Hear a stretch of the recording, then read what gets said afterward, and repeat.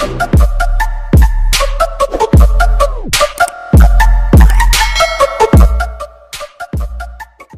mga master, welcome back to our channel.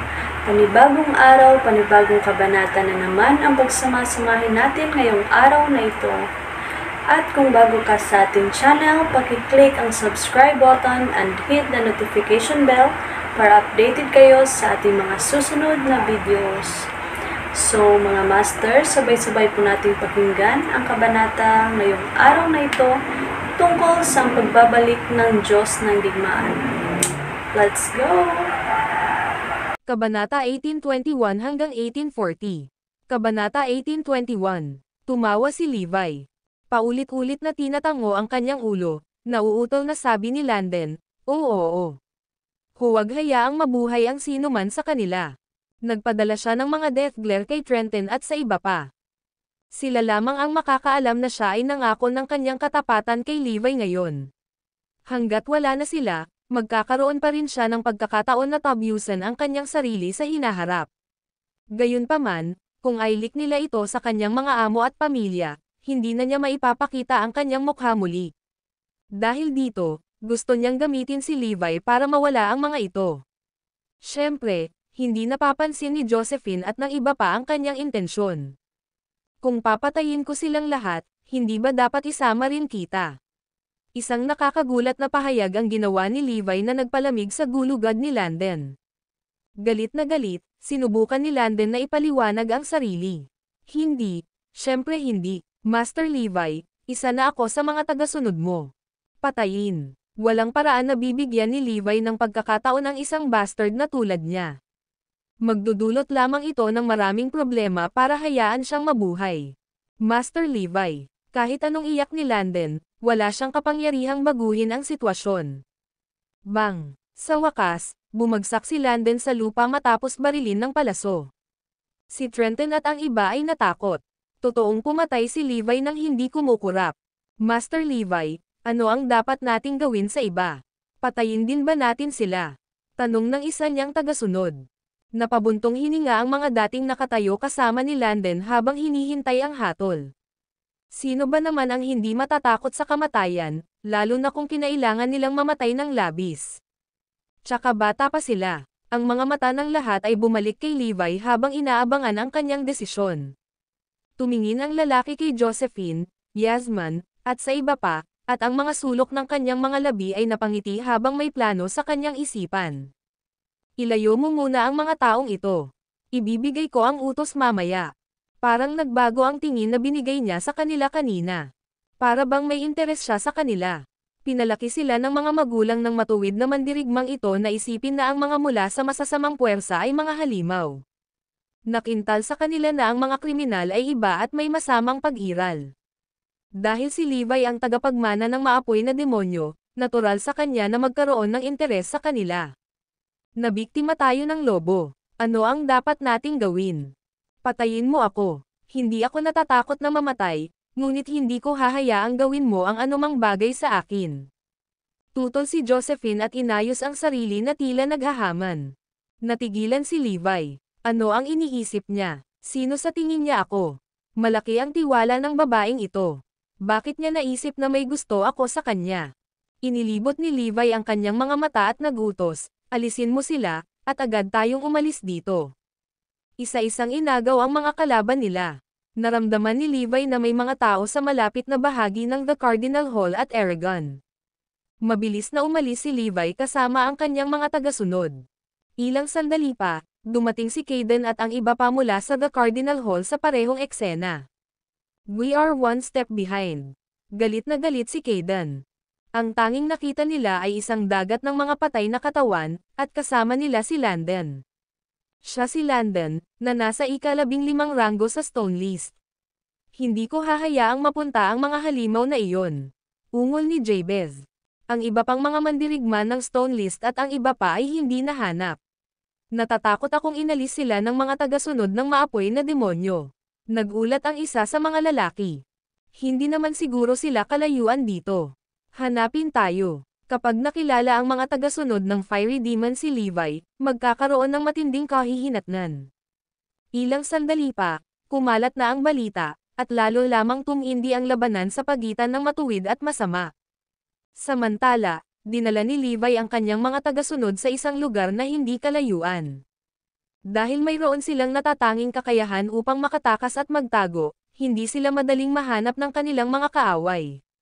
Nagtanong si Levi, "Nagmadali ka ba dito dahil narinig mo ang balita?"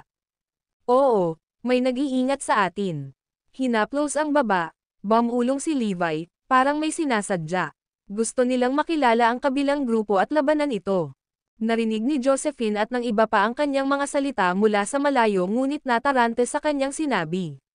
Mabilis na ipadala ang balita na tinitipon ko ang lahat ng aking mga tagasunod. Ilang sandali pa bago nakapagdesisyon si Levi. Ang video na ito ay edited by Urban Storytelling. Kabanata 18:22. Naunawaan ng kanyang mga tagasunod ang ibig niyang sabihin. Nais niyang muling pagsamahin ang lahat ng kanyang mga tagasunod. Gayunpaman, mahirap paniwalaan. Kung maipunan ni Levi ang lahat sa kanila, hindi sila matatalo at isang banta kay Herodia. Hindi, bagamat gustong pigilan siya ni Josephine at ng iba pa, hindi nila magagawa. Sa sandaling ipinadala ni Levi ang mensaheng ito, lahat ng nagninangas na demonyong tagasunod ay tiyak na susugod dito. Hindi sila mag-aaksaya ng isang segundo o pakialam sa presyo na babayaran kung sila ay makapaglingkod sa kanilang Panginoon. Malapit na ang katapusan ng mundo. Levi, huwag kang mag-alala. Hindi mo magagawang tipunin ang lahat ng mga tagasunod ni Fiery Demon. Hindi ka pababayaan ng Cardinal Hall at ng mga mandirigman ng listahan ng gem. Napangisi si Josephine. Ang listahan ng gem ay nireranggo ng patas. Dahil ika-6 lang ang ranggo mo, mayroon pa ring 5 tao na maaaring magpabagsak sa iyo. Dumagdag din si Trenton at ang iba dahil wala silang ibang magawa kundi ang kulitin siya sa ganitong sitwasyon. Nagkibit balikat si Levi. Maghihintay tayo at tingnan kung gayon. Ikaw, si Josephine at ang iba ay nagngangalit. Walang epekto ang kanilang mga salita kay Levi. Maghanda ka muna habang iniisip ko kung saan tayo dapat magkita. Hinawakan ni Levi ang baba niya at napaisip. Kinailangan niyang pumili ng angkop na lokasyon upang tipunin ang lahat ng mga tagasunod. Kapag lumabas na ang balita, malalaman din ng The Cardinal Hall. Kung darating sila, maaari nilang mahuli silang lahat ng sabay-sabay.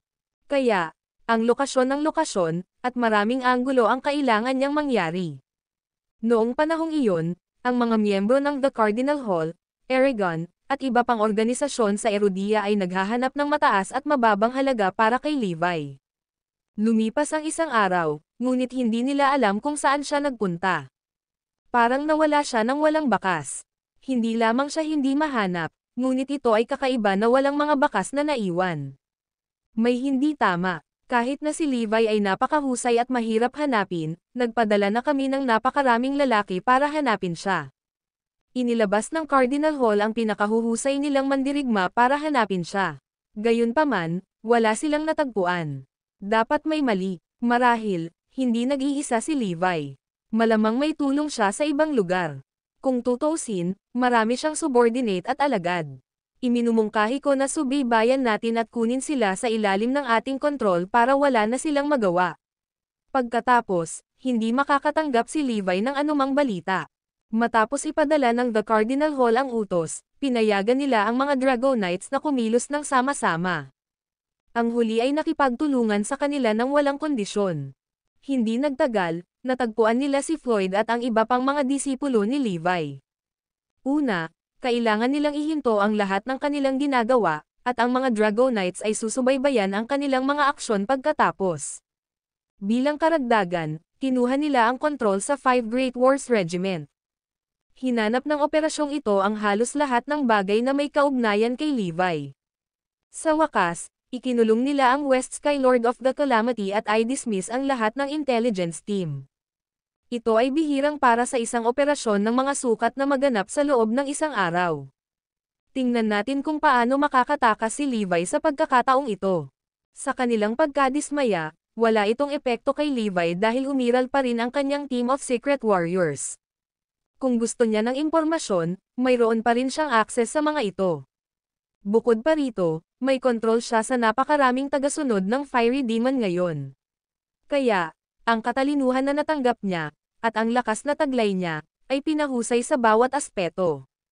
Sa oras na iyon, dumating si Jared sa Northampton. Bagamat malaya siyang gumala sa Gamma Tech Training Base, limitado lang siya sa lugar na iyon. Ngayon, mayroon na siyang kalayaan pumunta saan man niya gusto, at walang sino man ang hamarang sa kanyang daan. Guro, ikinulong ng Cardinal Hall si Zoe at ang kanyang pamilya. Ano ang dapat nating gawin? Tanong ng subordinate niya. Ngumisi si Jared, syempre papasok tayo at dadalhin siya. Ang video na ito ay edited by Urban Storytelling. Kabanata 1823. Dahil doon, dirdiretsong naglakad si Jared papunta sa manor.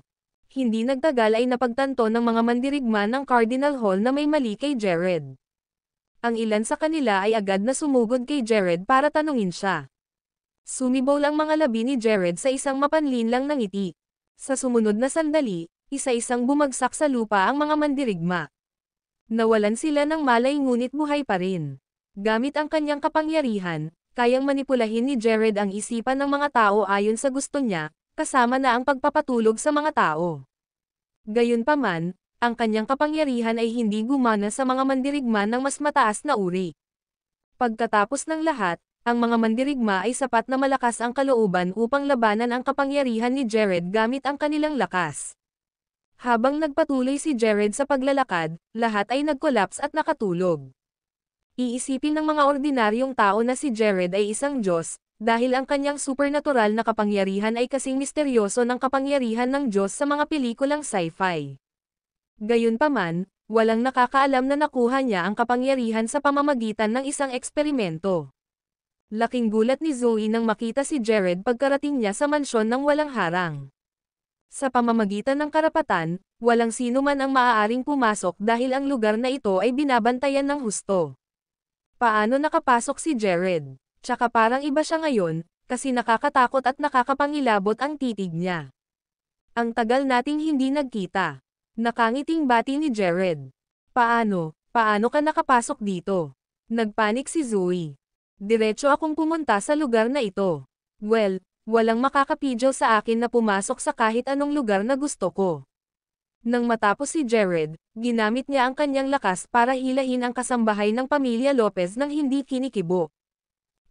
Nang sumunod na sandali, natunaw at namatay ang katawan ng dalaga. Hindi makapaniwala si Zoe at lahat ng nakasaksi sa kanilang nakita. Hindi ba ordinaryong tao si Jared? Paano niya nagawa iyon? Gayunpaman, ang maladyos na si Jared ay higit na nakakatakot kaysa sa maraming martial artist. Sa kabila ng kanyang husay, nanginginig pa rin si Zoe habang kaharap si Jared. Si Jared ay parang Diyos na hindi mapipigilan. I hate to say this, but I'm that strong now. At saka, nakalimutan kong sabihin sa iyo na binago ko ang aking sarili sa pamamagitan ng isang eksperimento. Huminto sandali si Jared at idinagdag, para sa akin, ang mga tinatawag na martial artist ay ilang mga barbaro na may brawn. Sila ay mga chimpanzee at unggoy sa harap ng mga makabagong teknolohiya. Natawa siya sa narinig. Gayunpaman, mayroon siyang kakayahan na libakin tayo. Habang sinusuri ni Jared si Zoe, naramdaman niyang wala na ang nararamdaman niya para kay Zoe. Sa oras na iyon, ang tanging nasa isip niya ay kung paano maghayganti sa kanya. Sa madaling salita, hindi na siya in love kay Zoe. Ikaw, bakit ka nandito? Nanginginig si Zoe habang nakatingin kay Jared. Nabalitaan ko na naging malaking demonyo si Levi. Kung ganoon, tatanggalin ko siya para sa ikabubuti ng mga tao. Tsaka nakatadhana kang maging akin at hindi mo ako matatakasan. Agad namang tumanggi si Zoe, no way. Hinding-hindi ako aalis kasama mo. Wala kang masabi dito. Sa kabaligtaran, susundan mo ako ng maluwag sa loob. Ha. Handa si Jared na magsagawa ng isang eksperimento kay Zoe para gawin siyang papay. Nabalot ng takot ang puso ni Zoe sa narinig. Sa sandaling iyon, tunay niyang naramdaman na parang demonyo si Jared sa kanya. Levi, hindi mo inaasahan na mangyayari ito sa iyo, tama ba? Tawa ng tawa si Jared. Hindi nagtagal, dumating ang 4 powerman kasama ang mahigit 100 mandirigma mula sa Cardinal Hall. Sino ka? Anong gusto mo? Sigaw ni Gerald habang nakatitig kay Jared. Lahat, huwag akong mali. Nandito ako para talunin si Levi. Hindi sila patay kundi natutulog lang. Nakangiting paliwanag ni Jared. Matapos iwagayway ni Jared ang kanyang mga kamay, tuluyang nagising ang mga mandirigma ng Cardinal Hall. Tiyakin na gusto ko lang sumali sa team para maalis si Levi. Napangiti si Jared. Siya ba ang master ng magical techniques? Si Kaden at ang iba pa ay natakot na tumingin sa kanya. Ang video na ito ay edited by Urban Storytelling. Kabanata 1824. Ang kapangyarihang ipinakita ni Jared ay ipinakita na siya ang dalubhasa sa mga mahiwagang pamamaraan. Kaya niyang kontrolin ang isipan ng mga tao sa pamamagitan ng pagpapatulog o paggising sa kanila ayon sa gusto niya. May tsismis na ang mga masters ng mahiwagang pamamaraan ay maaaring pumatay ng sino mang hindi nagpapakita ng kanyang mukha. Bukod dito, kaya nilang kontrolin ang isipan ng lahat ng tao at hayop at papatayin sila mula sa libu-libong milya ang layo. Kaya naman, si Kaden at ang iba pa ay natulala. Ang master ng mahiwagang pamamaraan ay bihira at nakakatakot. Bukod kay Ina, mayroong 3 masters ng magical techniques ang nasa gem list, na ang isa ay nirerango pa sa top 3. Bagamat ang mundo ng mahiwagang pamamaraan ay hindi kasing unlad ng mundo ng martial arts, walang nang-ahas na maliit ang mga nagmula sa una. Kaya naman, humanga si Kaden at ang iba pa sa husay ni Jared. Ikinalulungkot ko ang pagpasok ko para ipakita sa inyo kung ano ang meron ako. Tawa ng tawa si Jared nang matapos siya. Sa iyong pakikilahok, lalo tayong lalakas at malulupig natin si Levi. Nakangiting sabi ni Kaden. Sino ang tatanggi sa master ng mahiwagang pamamaraan mula sa pag-aalok ng kanyang tulong? Higit sa lahat, malakas talaga siya. Habang kinakabahan si Zoe, naisipan niyang ilantad si Jared ngunit hindi niya alam kung saan magsisimula. Hindi ko masasabing may masamang balak si Jared dahil gusto niyang patayin si Levi. Ibig sabihin, lahat ng nandito gustong patayin si Levi. Nang marinig ang gusto ni Jared na tanggalin si Levi, tinanggap ng lahat si Jared nang hindi tinitiyak ang kanyang pagkakakilanlan. Sa Cardinal Hall sa Erodia, sino mang may kaparehong layunin, alisin si Levi, ay magiging kaibigan nito. Malaki, maligayang sir, lahat kami ay nangyayari ng iyong tulong. Pambobolang sabi ni Kaden. Walang. Pagkatapos ng lahat, harapin ko si Levi. Tanungin kung makipag-ugnay sa akin kapag natanggap mo ang balita tungkol sa kanya. Isa pa, magpapatuloy ako sa paghahanap sa kanya. Saad ni Jared. Magandang balita iyan. Ang aming club ay lumalakas ng mas malakas kaysa dati. Sa iyong pakikilahok, naniniwala ako na oras na para mahuli natin si Levi. Sinagot naman ni Kaden at ng iba pa na may ngiti sa mga labi. Nang tanungin ni Jared kung bakit nila binabantayan si Zoe, diretsong ipinaliwanag sa kanya ni Kaden ang dahilan.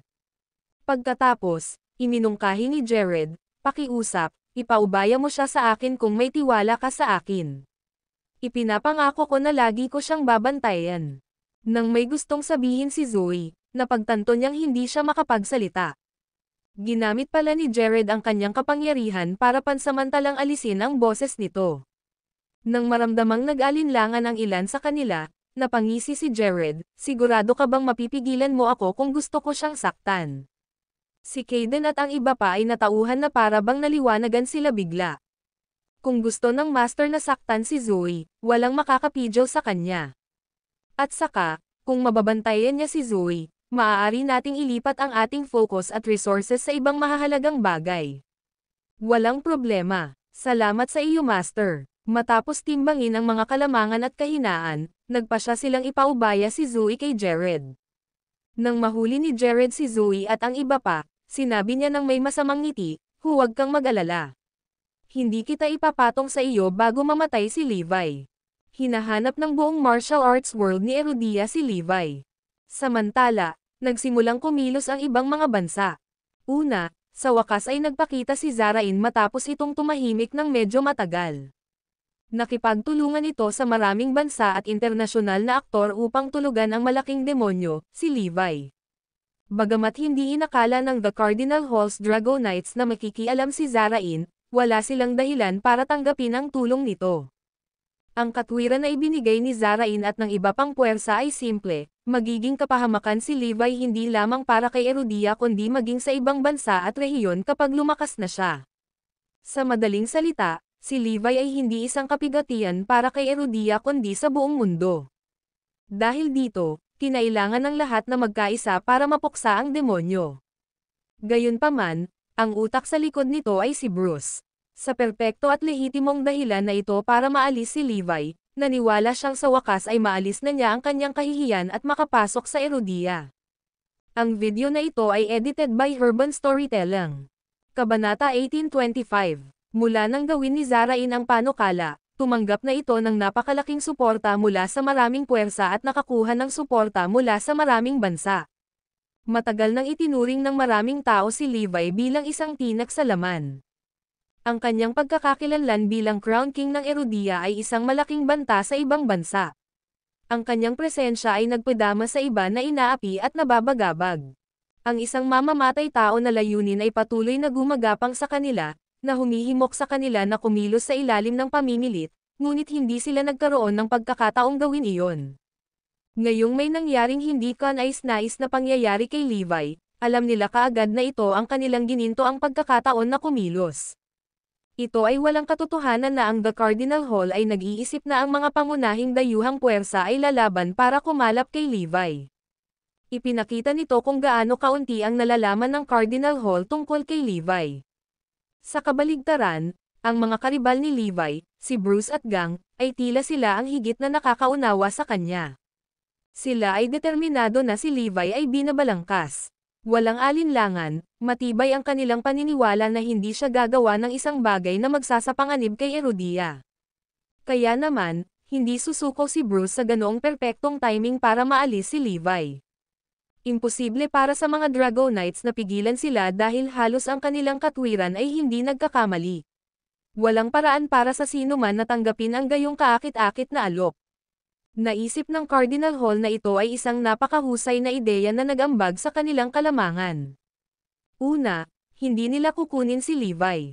Pangalawa, kukubkuban nila si Levi ng may mas maraming lakas tao. Sa pagtanggap ng pahintulot na gawin ito, madiskarteng natipon ni Bruce ang pinakamaraming master at hanggat hindi kaya niya. Ang plano ay pangunahan ang lahat ng mga elite na iyon kay Erudia at palibutan si Levi sa isang araw. Dahil sa kabigatan ng usapin, lahat ng puwersa ay nagsanib kamay upang bumuo ng isang koalisyon upang bawain si Levi at ang kanyang mga tao. Dahil dito, ang lahat ng dating tropa ni Levi ay nahulog sa kanilang kontrol. Si Ray Sonia ay lubos na nataranta nang malaman nilang si Bruce ay nagtatag ng isang internasyonal na kampanya sa pagkubkob.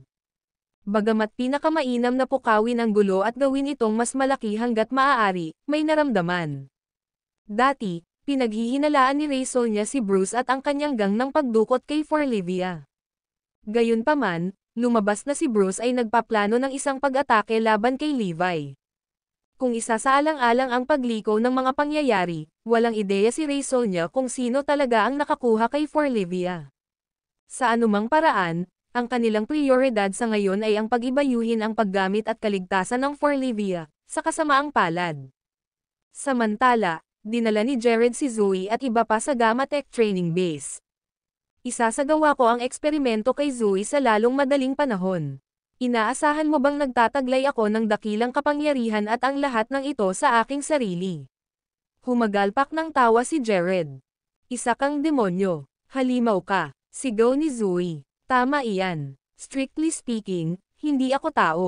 Natawa si Jared sa sinabi niya. Ang kanyang katawan ay naging tagadala ng dalisay na enerhiya. Sa teknikal, hindi na siya tao. Ikaw, i-lock mo sila kasama ni Winona. Ako na ang haharap kay Levi. Nang makita kung gaano kabastusan si Jared, nagsimulang pagsisihan ng mga elite sa Gamma Tech ang kanilang mga desisyon. Bakit hindi natin hinayaang hiwain siya ni Levi?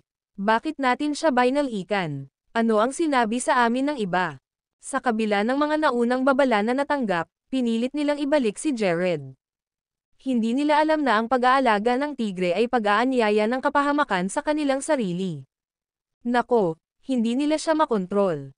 Nasaksihan nila kung gaano kalakas si Jared. Sino ang makakapidyo sa kanya? Walang sino man ang maaaring wakasan ang kanyang buhay dahil siya na ngayon ang tagadala ng purong enerhiya. Bumulong si Winona kay Zoe, alam mo ba kung nasaan si Levi? Hindi, ayoko, umiling si Zoe. Si Levi ang tanging pag-asa natin na matigil ang halimaw na ito. Ang banta na ipino-post ni Jared sa ating lahat ay mas malaki kaysa sa anumang bagay na pinagsama-sama. Nawalan na ng pag-asa si Zoe. Ngunit hindi na ako kinontak ni Levi simula noong nangyari. Napabuntong hininga si Winona na napalalim sa pag-iisip habang ginulo ang kanyang buhok. Sa sandaling iyon, umalis si Jared sa base para sa koalisyon na naglalayong hanapin si Levi. Kasabay nito, tinapos ni Levi ang kanyang engranding plano kasama ang kanyang mga tao. Hindi tayo makakatakas, regardless.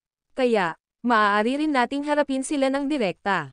Ipahayag ito kaagad, ako, si Levi Garrison, ay maghihintay para sa kanila sa Terrigon Hill, matapang na pahayag ni Levi para ipatawag ang kamatayan.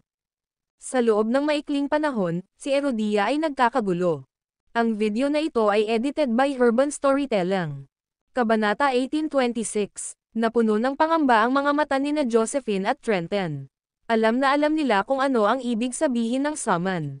Isang hindi pa naganap na digmaan ang sumenyas. Kahit na sino ang manalo, ang magkabilang panig ay magdaranas ng matinding pagkatalo at masamang kahihinatnan, lalo na sa loob ng martial arts world sa Erodia. Gayunpaman, sila ay paralisado. Ang tanging magagawa nila ay panoorin ang kakilakilabot na yugto na nagbubukas sa harap ng kanilang mga mata. Sa sandaling inilabas ng tagapagmana ng Fiery Demon, si Levi, ang kanyang summon, ang buong Erodia ay nagngangalit. Tuwang-tuwa ang mga tagasunod ng Fiery Demon, na tumatakbong parang mga manok na walang ulo. Kabilang sila sa mahabang listahan ng mga tao tulad ng The Cardinal Hall at iba pang mga paksayon, na abala sa paghahanap ng mataas at mababang para kay Levi, ngunit hindi nagtagumpay. Ngayong nakatanggap na sila ng balita mula kay Levi, nagsimulang lumitaw ang mga tagasunod mula sa lahat ng dako, patungo sa Terrigon Hill. Tulad ng isang grupo ng mga radikal na baliw, itinaya nila ang lahat ng mayroon sila upang simulan ang kanilang paglalakbay.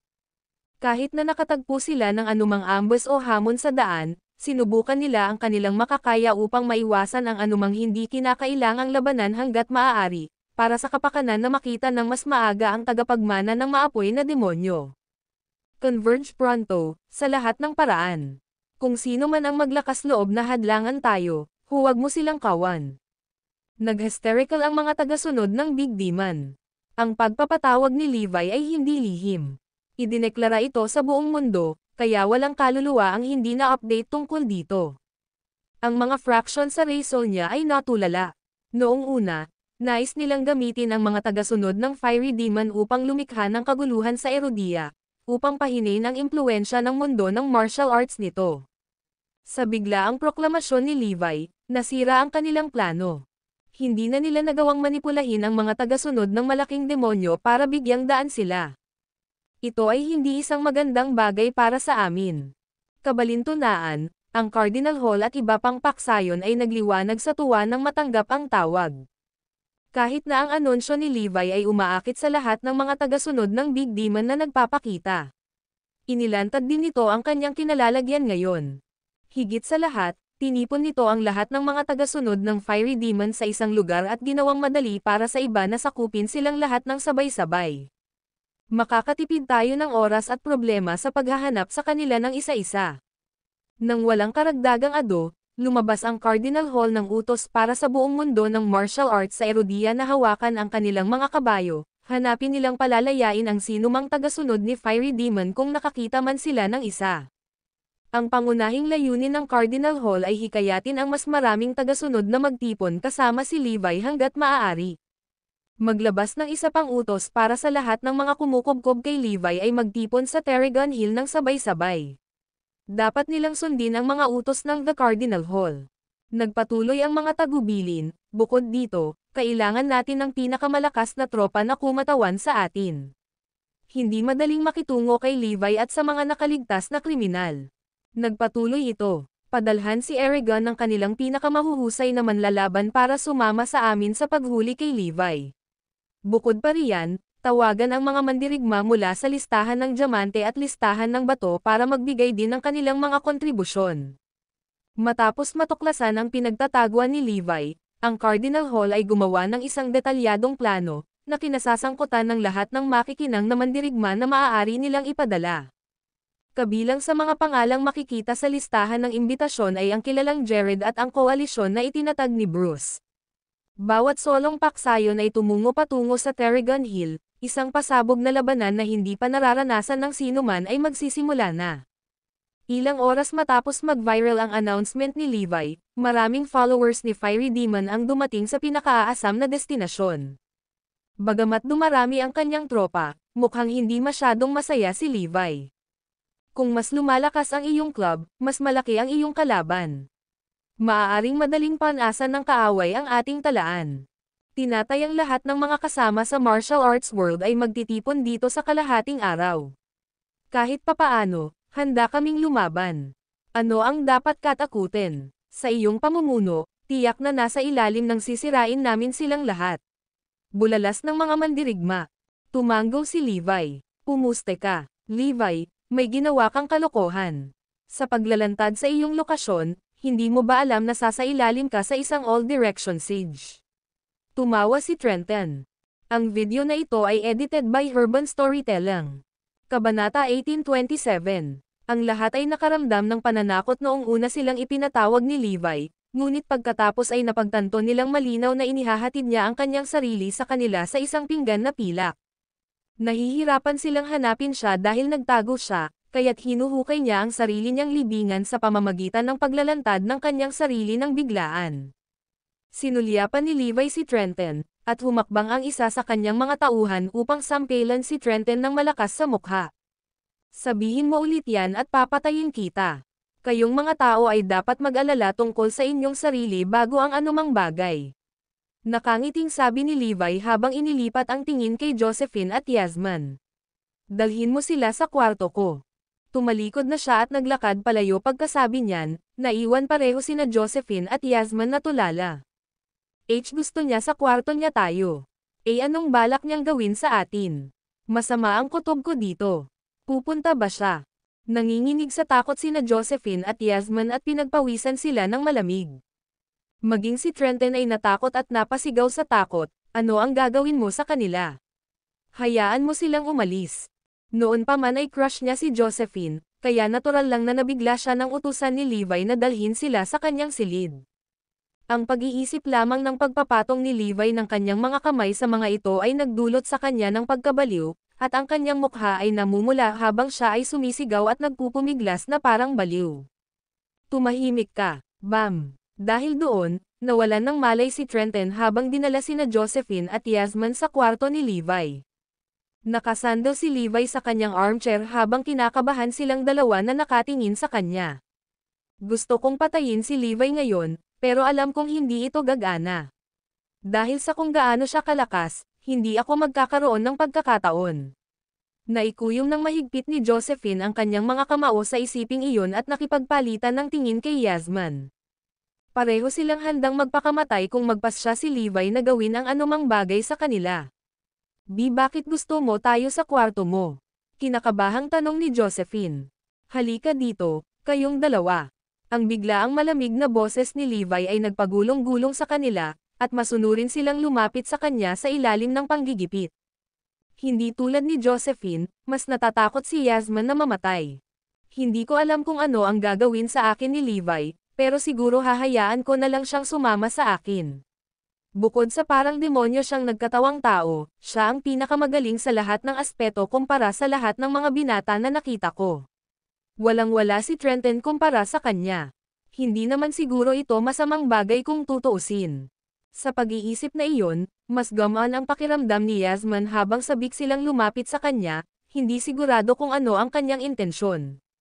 Gusto kong imasahe ng isa sa inyo ang aking mga balikat at ang isa naman ay imasahe ang aking mga binti. Makakuha dito. Laking gulat nila sa sinabi ni Levi kaya pareho silang natahimik. Ayan yun. Isang masahe. Kaya pala dinala niya kaming dalawa dito. At narito ako, inihahanda ang aking sarili sa kaisipan para sa mga kakilakilabot na dadaanan niya sa akin. Hindi makapaniwalang sabi ni Yasmin sa sarili. Well, ano pa ang hinihintay mo? Bilisan mo. Ang mga kalamnan na ito ay hindi magpapamasahe sa kanilang sarili.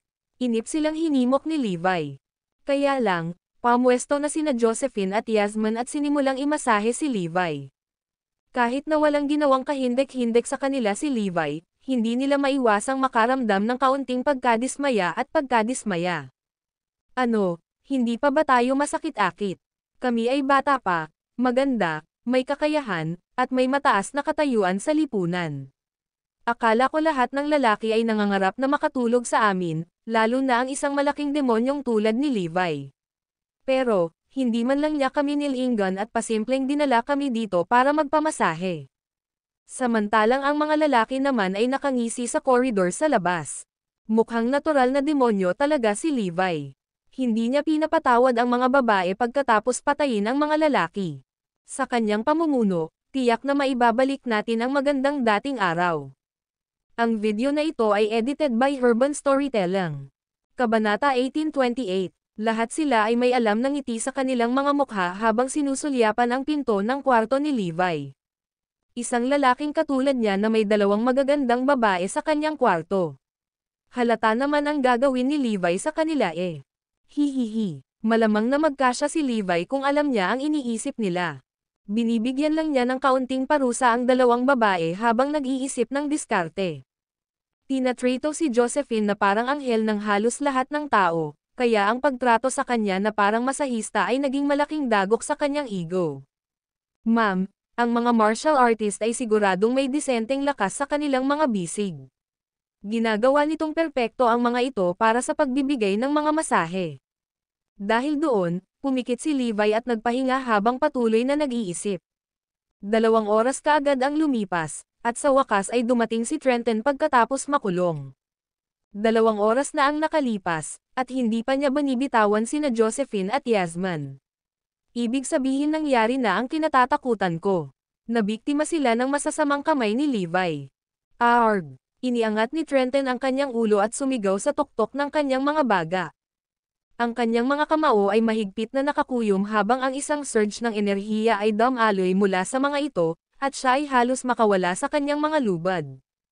Maghihiganti ako, Levi. Mas mabuting ipagdasal mo na huwag akong umalis dito o mamatay ka sa isang kakilakilabot na kamatayan. Hindi makayanan ni Trenton ang pag-iisip ng ibang lalaki na magpapatong ng kamay sa babaeng gusto niya.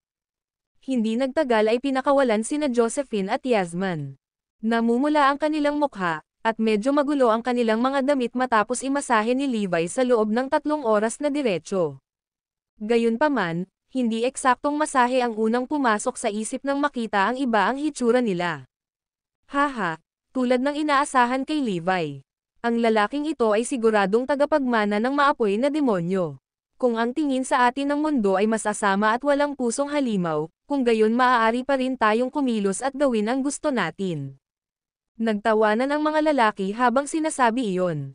Halos lumuwa ang mga mata ni Trenton nang makita niya ang kalagayan nila. Damn it, Levi. Papatayin kita, anak ng Ab-Asterisk Turk. Josephine, ikaw, ayos lang ba kayong dalawa? May nag-aalalang tanong. Ayos lang kami. Unti-unting napagtanto ni na Josephine at Yasmin ang kanilang iniisip nang makita ang kakaibang tingin sa kanilang mga mata. May ginawa ba si Levi sa inyong dalawa? I swear, demonyo talaga ang lalaking iyon.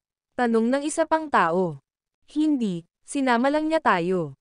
Nagpalitan ng tingin sina Josephine at Yasmin, at wala sa kanila ang makasagot sa tanong na iyon. Hindi naman siguro natin masasabi sa kanila na nagpamasahe tayo kay Levi, diba? Masisira ang ating reputasyon, at mapapahiya rin ang ating mga pamilya. Hindi tayo dapat magsalita tungkol dito. Well, wala lang, talaga. Ang paraan ng kanilang pag-utol ay lalong nagpatunay sa kanilang hinala na may ginawang masama sa kanila ni Levi.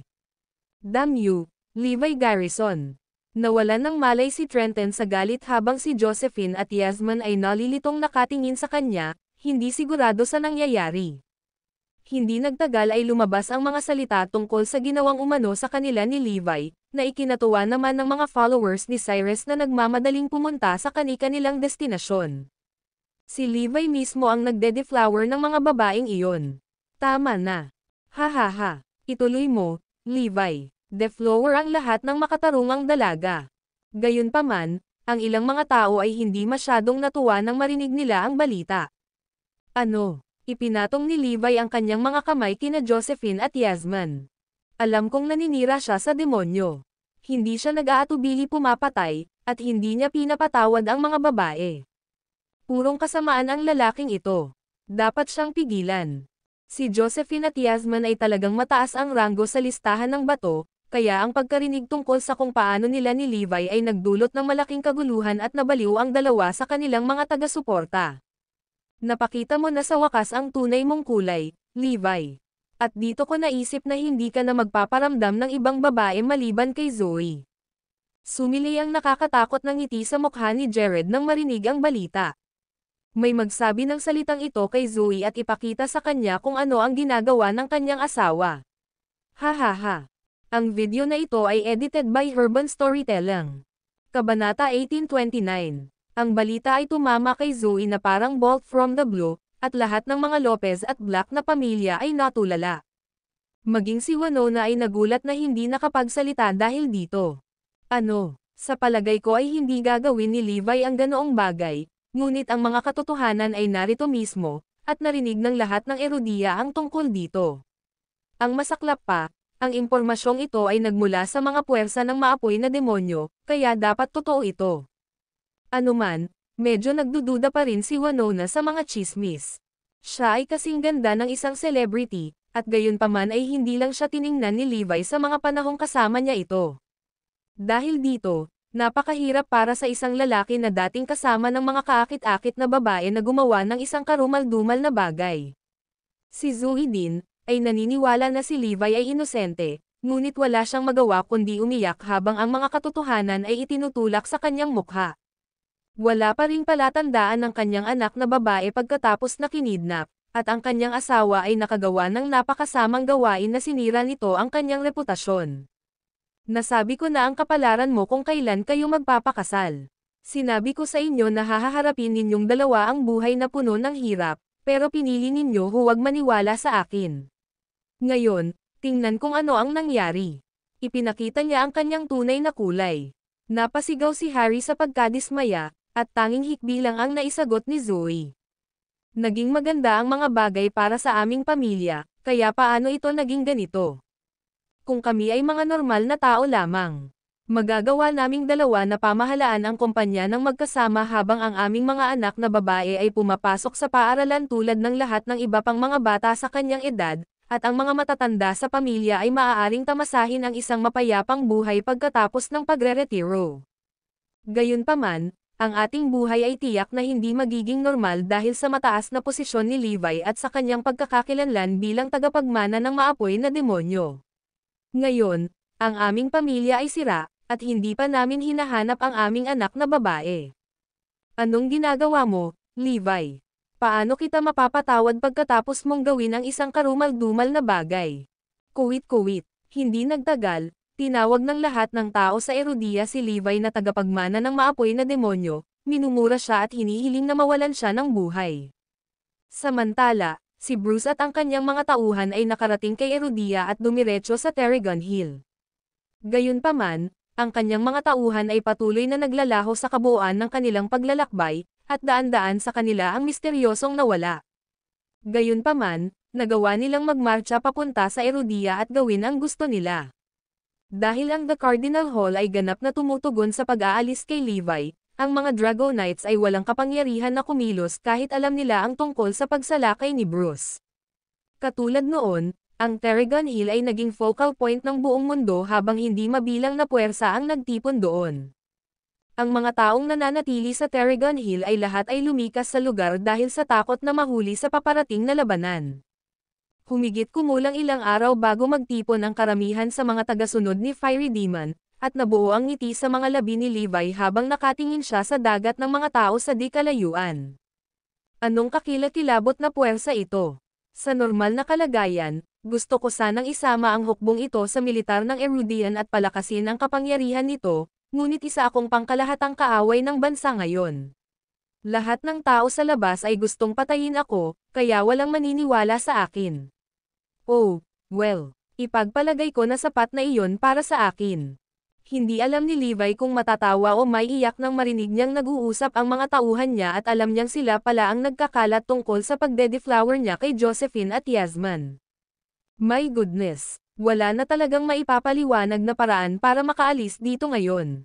Ayon sa aming impormasyon, ang mga mandirigma ay pumangalawa hanggang 9 sa listahan ng GEM ay pinakilos na lahat.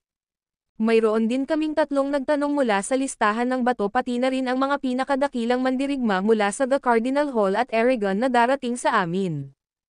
Huwag kalimutan ang mga pangunahing dayuhang puwersa. Mukhang magkakaroon tayo ng napakalaking labanan sa lalong madaling panahon. Balita ko kumuha din sila ng Master ng Magical Techniques. Wala sa gem list ang taong ito, pero ka-level daw siya ng top 3 nanograms gem list. Si Levi ay hindi naabala sa alinman sa mga iyon, ngunit ang sumunod na pangungusap ay nabigla sa kanya nang labis na siya ay nanlamig. Sa tingin ko ang master ng mahiwagang pamamaraan ay dating isang sibilyan. Isang lalaking nagngangalang Jared Scheidt o iba pa. Ang video na ito ay edited by Urban Storytelling. Kabanata 1830. Ano, Jared? Agad na nagbago ang itsura ni Levi nang marinig ang pangalang iyon. Hindi ako makapaniwala. Sa kabila ng aking pagsusumikap, ang B***starred na si Jared ay talagang matagumpay na naisakatuparan ang kanyang mga plano.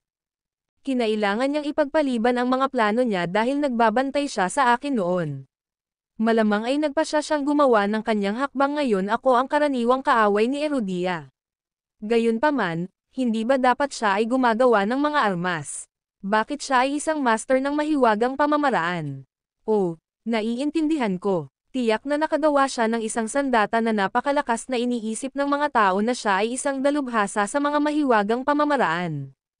Ipinagpalagay ni Levi na nakaimbento si Jared ng isang makapangyarihang sandata, ganap na hindi alam na binago talaga ni Jared ang kanyang sariling katawan. O hindi, Zoe, siguradong susundan siya ni Jared. Pagkatapos ay mabilis na nagpadala si Levi ng mga tao na naghahanap sa kinaroroonan ni Zoe, at ang mga puwersa ng Fiery Demon ay ganap na natipon na makalipas ang 3 oras. Kahit si Levi ay medyo natakot nang makita niya ang napakalaking hukbo na nakatayo sa harapan niya. Gaya ng inaasahan sa mga puwersa ng maapoy na demonyo. Tuldok-tuldok, sa sobrang lakas ni Cyrus at ng kanyang mga tagasunod, hindi nakakagulat na tawagin ito ng mga tao sa panahon ng maapoy na demonyo. Mayroon kaming ilang dose-dosenang mga mandirigma na kasing lakas ni Ina mula sa listahan ng GEM, at mga 6 o 7 na mas malakas pa. Maaari silang maging maalamat na rank 8 Supreme Class Warriors. Ngayon ko na nakita kung bakit takot na takot sa atin ang The Cardinal Hall at Aragon. Ang lakas ko kasama ng napakaraming makapangyarihang mandirigma ay tiyak na magiging malaking banta kay Erudia. Magaling. Kamukha mo ang maapoy na demonyo sa kanyang kapanahunan. Sabi ng isang eskrimador na nakasuot ng puti. Siya ay tumingin lubhang kaakit-akit na may isang espada sa kanyang balakang, isang pamaypay sa kanyang kamay, at isang gwapong mukha na maaaring matuno ang mga puso sa isang ngiti. Gayunpaman, sa kabila ng kanyang kagwapuhan, ang lalaking iyon ay kilala bilang sword fiend na pumatay ng mga tao na parang ito ang pinakakaraniwang bagay na dapat gawin. Tama iyan. Sa kalaunan, magiging kasing lakas din siya ng Fiery Demon mismo. Sabi ng isang lalaking nakaitim na roba na ang boses ay parang mga kuko na kumakamot sa salamin. Ang lalaking iyon ay kilala bilang Shadow Fiend, isa sa 7 Fiends na pinamumunuan ni Cyrus. Ang 7 Fiends ay pawang rank 8 Supreme Class Warrior at nagtago kasama ang kanilang mga tauhan pagkatapos mawala si Cyrus noon. Ginawa nila iyon upang mapanatili ang kanilang kapangyarihan habang naghihintay sila ng isang araw na tulad nito upang silang lahat ay muling bumangon at bumuo ng halos hindi matatalo na puwersa. Iyon ang pangunahing dahilan kung bakit labis na kinatatakutan ng Cardinal Hall ang hukbo ng maapoy na demonyo at kumuha ng napakaraming mandirigma ng listahan ng GEM. Nakatayo sa ibabaw ng Tarragon Hill, tiningnan ni Levi ang 7 Fiends na sumumpa ng kanilang walang pasubaling katapatan sa kanya at inisip kung ang kanyang mentor ay si Cyrus. Bakit pakiramdam ko hindi ko siya si Cyrus? At saka, sino yung lalaking nagpapanggap na ako? Bakit pareho tayo ng teknik, Rivzero? Ano ang sikreto sa likod ng lahat ng ito? Mas huwag kong sabihin sa Seven Fins ang tungkol dito para ako ay mag-set off sa anumang hindi na alarma bago pa man ako makahanap ng anumang impormasyon. Dapat lang akong maglaan ng oras at dahan-daang imbestigahan ito. Lubos na nating natipon ang lahat ng ating puwersa, at ang ating lokasyon ay naihayag din sa kanila. Oo, sigurado ako na ang lugar sa paligid ng Terrigan Hill ay napapaligiran na ngayon. Ito ay isang perpektong pagkakataon para sa kanila na alisin tayong lahat. Ang Cardinal Hall ay maglulunsad ng isang pag-atake sa lalong madaling panahon. Haharapin na lang ba natin sila o may iba pang diskarte? Ang Seven Fins ay nagpahayag ng kanilang mga opinyon at lahat ay nakatingin kay Levi habang hinihintay nila ang kanyang desisyon. Ang digmaang ito ay mahalaga sa kanila, at ang isang pagkakamali ay maaaring magdulot sa kanila ng lahat na mapahamak bilang resulta. Actually, naplano ko na ang lahat. Makinig ka, ngumiti si Levi habang papalapit sa kanila at ibinulong sa kanila ang kanyang plano.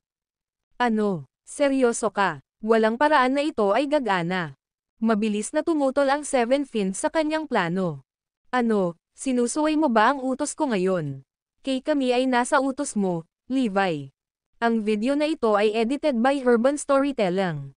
Kabanata 1831. Agad na lumuhad ang Seven Fins sa kanyang harapan nang makita nilang galit siya. Pasensya na sa pagrereklamo. Dapat naming sundin ang iyong mga utos ng walang kondisyon. Nanatiling nakayuko silang pito dahil alam nila ang kahihinatnan ng pagsuwi sa maapoy na demonyo. Bagamat sila ang kilalang Seven Fins, ang lalaking nakatayo sa kanilang harapan ay ang tagapagmana ng Fiery Demon at ang tanging karapat-dapat sa titulo. Ayos lang. Gawin mo lang ang sinasabi ko. Sige, tumayo ka na. Oras na para gawin mo ang iyong panghuling paghahanda. Utos ni Levi, at mabilis na tumakbo ang Seven Fins para isagawa ang kanilang mga gawain. Nakatayo sa tuktok ng burol, si Levi ay nasa likod ng kanyang mga kamay habang nakatingin siya sa malayo. Isang malaking labanan ang malapit nang magaganap, at ang mga bagay ay abnormal na tahimik sa Terrigan Hill. Wala ni isang hayop ang maririnig, at pati ang hangin ay tumigil na sa pag-ihip sa lugar. Ang labas ng Terrigan Hill, gayunpaman, ay ganap na kabaligtaran dahil ang lahat ng mga mandirigma mula sa The Cardinal Hall at Eragon ay pumwesto. Maging ang mga internasyonal na puwersa na pinamumunuan ni Jared at Bruce ay naruroon at pinalibutan ang buong Terrigan Hill, kabilang ang kalangitan sa itaas. Sa napakalaking grupo ng mga makapangyarihang mandirigma na nagbabantay sa lugar, imposibleng makalampas sa kanila kahit isang langaw, lalo na ang isang malaking hukbo. Pagtitipon ng lahat ng kanyang puwersa sa isang lugar at inilalantad ang kanilang lokasyon. Sa totoo lang, hindi ko alam kung tanga si Levi o sadyang suicidal. Karaniwang inihahandog niya ang mga ito sa atin sa isang plato na pilak. Hahaha, tawa ng lahat. Huwag mong maliitin si Levi. Dapat ay handa siyang labanan tayo hanggang kamatayan kung ihahayag niya ang kanyang lokasyon at tipunin ang lahat ng kanyang mga tauhan. Tandaan, ang mga taong ito ay hindi pushover. Ihanda ninyo ang inyong sarili, mga lalaki. Inilunsad namin ang aming pag-atake sa loob ng 1 oras. Roger, sabay-sabay na sigaw ng lahat na bakas sa mga mukha nila ang excited. Samantala, ang mga puwersang Razonian ay nagtipon sa isang lugar malapit sa Terrigan Hill. Hahaha, dumating na rin ang araw na hinihintay natin. Ang lahat ay magiging mas mahusay kaysa sa aming binalak. Pinaplano lang namin na pahinain ang kanilang mga puwersa, ngunit pumunta si Levi at tinipon ang lahat dito. Labis na dudurugin ng labanang ito ang Erudian Martial Arts World. Oo, ang Cardinal Hall ay maaaring hindi kapani-paniwalang makapangyarihan, ngunit ang Seven Fins ay medyo malakas din. Balita ko lahat sila ay rank 8 warrior. Ano ba ang rank 8 warriors, I wonder? Sa halip na pakilyusan ang rank 8 warriors nito, mas gugustuhin ni Zarain na umalis si Levi para hindi na nila ibunyag ang kanilang trump card noon. Ang kailangan lang nating gawin ay umupo at tamasahin ang palabas. Dahil hindi sila nag-abalang itago ang kanilang mga landas, may nakasunod sa kanila nang hindi nila namamalayan. Napakahirap para kay Levi na subaybayan ang mga ito ng mag-isa, ngunit iba ang mga bagay pagkatapos niyang magkaroon ng napakaraming mali sa kanyang pagtatapon. Bukod sa kanyang team of secret warriors, mayroon din siyang Seven Fins na tumulong sa kanya. Ang tensyon ng paparating na digmaan ay tumaas, At si Levi ay nakatayo sa ibabaw ng Terrigan Hill ng ilang oras nang makatanggap siya ng balita tungkol kay Zoe na okay. Pagkatapos ay nakahinga siya ng maluwag sa pagkakaalam na maaari niyang ganap na tumutok sa pakikipaglaban sa paparating na labanan. Kailangan kong alagaan ang tropa ng kalaban bago ko mailigtas si Zoe. Ang Terrigan Hill ay ngayon ang focus ng buong mundo, at ang labanan na ito ay posible na maaaring makaapekto sa landas ng Erudian Martial Arts World gayon din ng iba pang bahagi ng mundo. 3, 2, 1, pag-atake. Mag-zoom. Isang signal flare ang inilunsad sa kalangitan at sumabog sa itaas ng Terrigan Hill. Boom! Boom! Boom! Ang mga malalawak na flare ay inilunsad sa kalangitan ng sunod-sunod, na nagpapaliwanag sa Terrigan Hill at ginagawa itong maliwanag sa buong araw. Atake. Patayin si Levi. Katulad noon, libu-libong makapangyarihang mandirigma ang naglunsad ng pag-atake sa Terrigan Hill mula sa lahat ng direksyon. Oras na para mamatay ka, Levi. Sina Jared at Bruce ay sumali rin sa labanan. Ang video na ito ay edited by Urban Storytelling. Kabanata 1832. Sisingilan. Ang hindi mabilang na mga mandirigma ay nagsimulang umakyat sa Terrigan Hill, bawat isa sa kanila ay pinalakas ng matinding pagnanasa sa dugo. Sinisingil nila ang pasulong na may determinasyon na patayin ang lahat ng mga tagasunod ng maapoy na demonyo, para lamang huminto sa kanilang mga landas makalipas ang ilang minuto dahil sa kalituhan. Bakit hindi pa namin na-encounter ang alinman sa mga puwersa ng Fiery Demon? Dahil sa kanilang mga numero, dapat silang nasa lahat ng dako. Walang paraan na maraming tao ang maaaring magtago sa isang maliit na burol na tulad nito. Nasaan na sila? Mag-ingat kayo, men. Kalaban natin ang napakatusong kalaban. Malamang naghihintay sila ng perpektong sandali para tambangan tayo. Ipikit ang iyong mga mata, lahat. Ang mga mandirigma ay naging alerto at binagalan ang kanilang pag-akyat, ngunit bawat hakbang na kanilang ginagawa ay lalo lamang silang nababalisa. Ang buong Terrigan Hill ay nabalot ng nakakatakot na katahimikan, at ni isang kaluluwa ay hindi makikita. Sa katunayan, maging ang mga hayop sa lugar ay tila naglaho ng tuluyan. Hindi ito pwedeng tama. Nasaan ang lahat? Dapat ay sinalakay na nila tayo ngayon pa lang. Nang walang nakikitang kaaway, ang mga mandirigma ay maaari lamang magpatuloy sa pag-akyat sa bundok. Hindi nagtagal ay nakarating sila sa kalagitnaan ng bundok, ngunit wala pa ring nakikitang mga kaaway. Lahat ay may pagtataka sa kanilang mga mukha habang pinagmamasdan ang kanilang paligid. Ano sa lupa ang nangyayari dito? Nasa kalahati na tayo ng bundok for goodness sake. Bakit wala tayong na-encounter na kalaban? Ano nga ba ang pinaglalaroan ni Levi? Ito ay hindi kapani-pani walang tuso at tuso. Mas mabuting ipagdasal nila na hindi ko sila mahanap o ipapaalam ko sa kanila na patay na sila. Ituloy natin, mga lalaki. Nagpatuloy ang mga mandirigma sa pag-akyat sa bundok mula sa lahat ng direksyon. Sa makapangyarihang Gemlist Warriors mula sa The Cardinal Hall para suportahan sila, wala silang naramdamang takot. Gayunpaman, ang kakaibang sitwasyon ng sitwasyon ay natakot silang lahat dahil wala silang nakitang tao kahit na malapit na sila sa tuktok ng bundok. Ano lang ang nilalaro ni Levi? Iyon ay isang tanong na nag-aalab sa likod ng isipan ng lahat. Kilala ko si Levi. Siya ay isang hindi kapani-pani walang tusong tao. Ito ay tiyak na mga oras na tulad nito na kailangan nating maging mas maingat. Paalala ni Jared sa kanila. Tama iyan. Si Levi at ang Seven Fins ay isang puwersang maaaring magsimula alang. Magdaranas tayo ng matinding pagkalugi kung tayo ay mabiktima ng kanilang mga panlilinlang. Isang hangin ng takot ang nakapalibot sa Terrigan Hill habang ang lahat ay may nababalisa na mga ekspresyon sa kanilang mga mukha. Ang mga miyembro ng konseho ng The Cardinal Hall pagkatapos ay nagsagawa ng isang pulong upang talakayin ang kanilang diskarte, at kung saan ay nagpasya silang manguna sa mga mandirigma mula sa listahan ng Gem at The Cardinal Hall. Sumunod sa likuran ang iba pang tropa habang tinatahak nila ang tuktok ng bundok ngunit wala pa ring nakitang kaaway sa daan.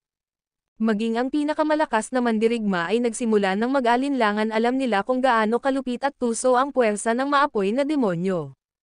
Kung ito talaga ay isang uri ng bitag na inilatag para sa atin, maaaring hindi talaga tayo makaligtas dito. Nakarating silang lahat sa tuktok ng Terrigan Hill makalipas ang halos kalahating oras, ngunit isang nag-iisang nakatayo ang naghihintay sa kanila sa tuktok, at ito ay walang iba kundi si Levi mismo. Natigilan ang lahat dahil hindi nila inaasahan kahit kaunti. Bakit siya lang ang tao sa Terrigon Hill? Ano ang nangyari sa 10,000 lalaki na bumubuo sa puwersa ng maapoy na demonyo? Nakita at nakumpirma ng Cardinal Hall na ang lahat ng puwersa ng Fiery Demon ay natipon dito, kaya saan sila naglaho? Halos hinanap namin ang bawat pulgada ng Terrigon Hill sa aming pag-akyat, at wala kaming nakitang isang kaaway. Nasaan ang impyerno ng lahat?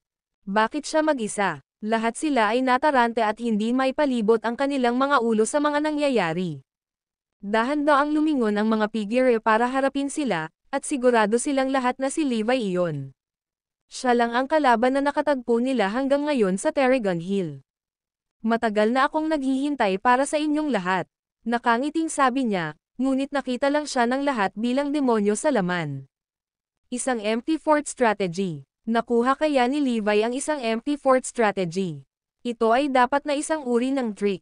Kung ganoon, saan kaya posibleng nagtatago ang mga tauhan niya para tambangan tayo? Ang aming mga lalaki ay nasa buong lugar, kaya't wala silang mapagtataguan.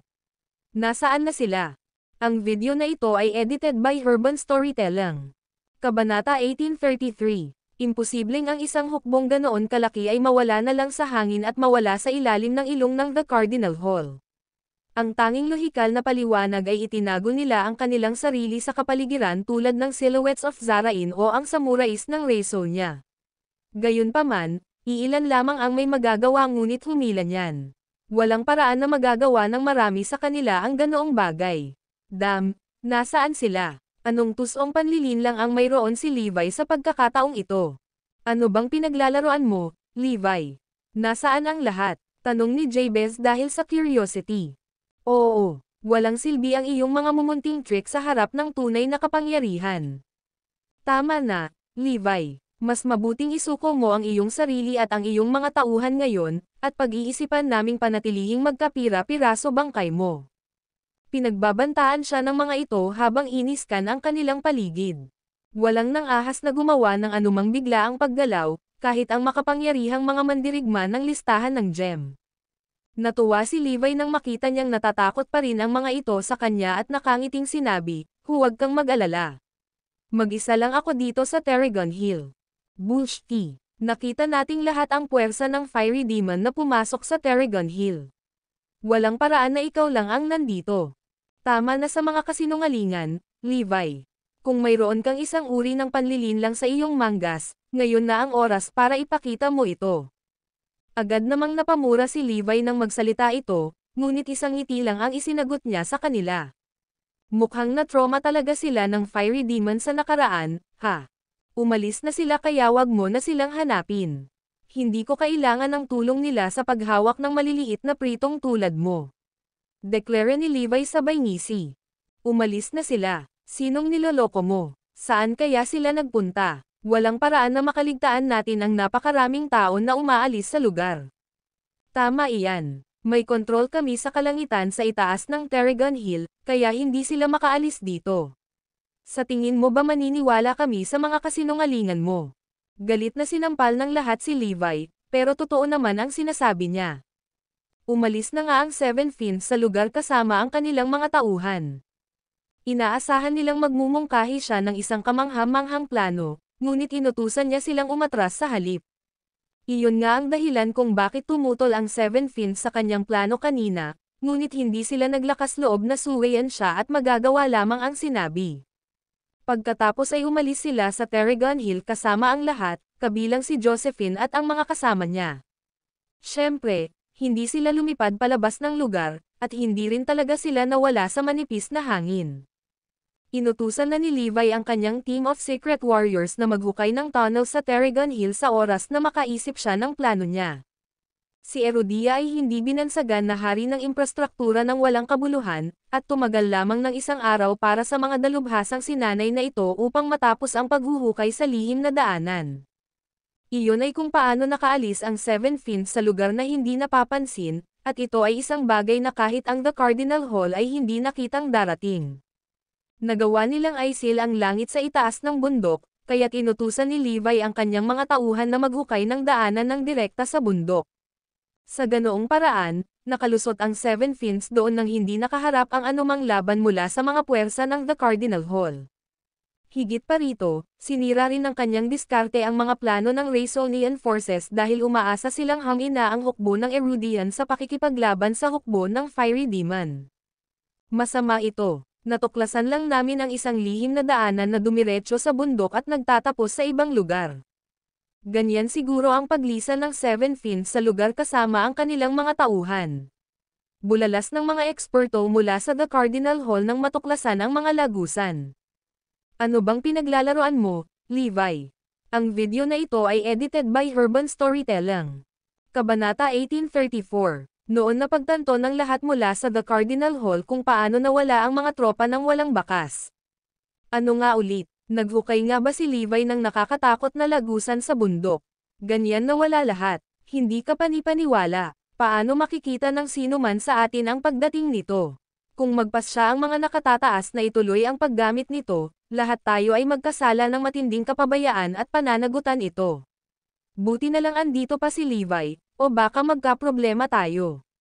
Gayunpaman, ang katotohanang narito siya ay humahantong sa amin sa ilang higit pang mga katanungan. Bakit niya papaalisin ng ganoon ang Seven Fins? Bakit siya mananatili sa likod ng mag-isa? Hindi ba ito praktikal na pagpapakamatay? Bakit hindi siya makatakas kapag may pagkakataon siya? Kung wala siyang planong tumakbo, dapat ay pinananatili niya ang kanyang buong hukbo sa kanya. Ang mga Fins ay mabigat na mandirigma, kaya bakit niya sila paalisin? Wala itong kabuluhan kahit anong tingin mo dito. Sa katunayan, ang kanyang pagkilos ng pagpapatawag sa lahat ng puwersa ng maapoy na demonyo at pagtitipon sa kanila dito ay hindi makatwiran, sa simula. Karaniwang binibigyan niya kami ng pagkakataon na paksain ang lahat ng ito sa isang iglap. Ang bawat tao ay nag-iisip ng kanilang mga utak, ngunit walang sino man ang nakaintindi sa loika sa likod ng mga aksyon ni Levi.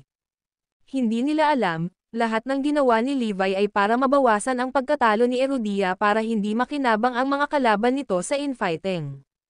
Hindi niya tunay na tinalikuran ang kanyang mga tungkulin bilang Diyos ng digmaan at hari ng korona, kaya ang pagtitiwala sa kanya ng buo at walang kondisyon ay ang pinakamahusay na pagpipilian. Hindi inaasahan ng Cardinal Hall na magiging ganoon ang mga bagay, lalo na ang mga puwersang Raisonian na napagtantong si Levi na lang ang natitira sa Terragon Hill. Hindi lamang nila nasaksihan ang isang bloodbath sa pagitan ng mga tauhan ni Levi at ng mga puwersa ng Erudian, ngunit imposible rin para sa kanila na ipamukhang pinatay ni Levi ang lahat. Pagkatapos ng lahat, ang buong mundo ay nanonood, at ang mga naruroon sa eksena ay ang pinakamalakas na mandirigma na umiiral. May nararamdaman. Bakas ang pagsimangot sa mukha ng mga tropang Raisonian na nagtatago malapit sa Terragon Hill. Napatulala silang lahat ng ipaalam sa kanila ng kanilang mga espesyaliya sa loob ng The Cardinal Hall ang sitwasyon. Ipaimbestigahan ito ng isang tao at alamin kung ano ang nangyayari. Nagpasya silang magpadala ng ilan sa kanilang mga mandirigma upang suriin ang mga bagay sa Terragon Hill. Sa paggawa nito, inilantad nila ang kanilang sarili sa mga tauhan ni Levi na nakabantay sa kanila sa buong panahon. Ang Seven Fins ay nagsimulang gumawa ng kanilang hakbang sa pamamagitan ng pagpapaligtas sa kanila kay Zoe habang ang iba ay inaatasang mag-imbestiga sa mga pahiwatig na mayroon sila. Sinaman ng tingin ni Caden si Levi habang nagtatanong, "Ano ang ginagawa mo, Levi?" Isang ngiti lang ang isinagot ni Levi sa kanya at sinabing, "Wala naman." "Gusto mo akong patayin, hindi ba? Well, dalhin ito, kung gayon. Kaya kung dalhin ka mag-isa. Kay ikaw, walang galang ka. Ika-6 ka lang sa listahan ng gem. Maraming tao ang mas malakas kaysa sa iyo. Ngayon ang araw na mamatay ka, Levi." Ang mga salita ni Levi ay ikinagalit ng maraming tao sa eksena, ngunit lahat sila ay nagtataka sa layunin ni Levi sa likod ng kanyang mga aksyon. Si Jared ay may kakaiba sa kanyang mukha habang nakatayo siya sa karamihan. Nakatago na siya kahit si Levi ay hindi niya nakita ng ilang beses niyang sinilip ang mga tao. "Oh hindi, na-pain na tayo," sigaw niya bigla. Bagamat hindi lubos na naiintindihan ni Jared ang mga dahilan ni Levi sa biglang pag-atras ng Seven Fins, naisip niya na maaaring magpadala si Levi ng isang tao na iligtas si Zoe. May kailangan pa akong asikasuhin, kaya hahayaan ko kayong makipag-ayos kay Levi. Paalam na. Kaya lang, umalis si Jared sa Terrigon Hill at dumiretso sa Gamma Tech Training Base. Ang video na ito ay edited by Urban Storytelling. Kabanata 1835. Iyon ay isang bagay na hindi inaasahan ni Levi habang hinahanap niya si Jared mula nang dumating ang mga puwersa ng The Cardinal Hall, na umalis si Jared sa sandaling nakita niya ang kanyang mga plano. Hindi nagtagal ay nakatanggap si Kaden at ang iba pa na umalis si Jared sa labanan. Ayos lang, kaya natin mag-isa si Levi. At, ipaalam sa The Cardinal Hall na mayroon kaming kalahati ng aming mga tauhan na naghahanap sa mga Finns. Ito ay isang napakahusay na pagkakataon, kaya hindi natin dapat hayaan silang makatakas. Dahil doon, umalis sa eksena ang kalahati ng The Cardinal Hall at ang mga mandirigma ni Eragon para hanapin ang mga Finns at ang kanilang mga tropa. Sa kabila ng pagbawas ng kanilang puwersa ng kalahati, nandoon pa rin ang karamihan sa mga pangunahing puwersa sa mundo ng martial arts, gayon din si Bruce at ang kanyang pangkat ng mga internasyonal na puwersa. Ang gusto lang ng mga tauhan ni Bruce ay patayin si Levi, at wala silang pakialam sa buhay ng iba pang puwersa ng Erudian. Dahil naruroon ang nagtanong 10 mandirigma sa listahan ng gem, nakita nila si Levi bilang isang nakulong na hayop na gumagawa ng desperadong pakikibaka bago mamatay. Napabuntong hininga ang 3 sa 7 Finns habang nakatingin sa Terrigon Hill mula sa malayo. Sa palagay mo kaya ni Levi ang ganoong karaming tao sa kanyang sarili?